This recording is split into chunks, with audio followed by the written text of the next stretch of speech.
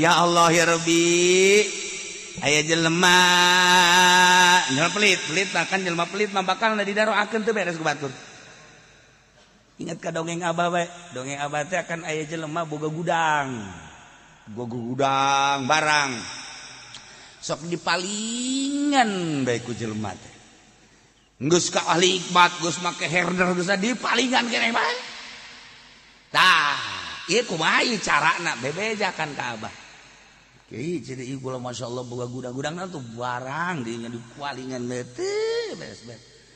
Ya Allah ya Rabbi geus bake centeng, satpam, herder tapi tetep bae maling bisaan jasa cakeun.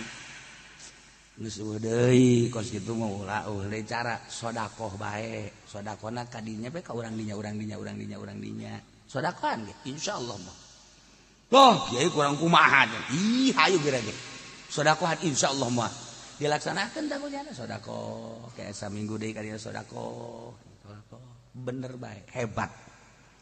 Nah jelema datang dah tuh dek maling sianya dek maling nu pahajinya ya goblok lamun sia dek maling ya aing padahal dijanten naon teu padahal mah ngadibereji samsu doang tapi kan kabeuli eta jelema awas ya geura maling nu pahaji ya aing kalang dadana dititan teu naon teu ka sedekah teh manjur tah manjur teh mah kabur atuh deuk maling teh meunang gua poe kadinya deui aya deuk maling teh sia ka mana sia lontar-lontor kadinya deuk naik sia ka luhur jalan tukang deuk malingnya goblok sia ye aing tatanggana ye lamun sia deuk maling kadinya jeung aing sia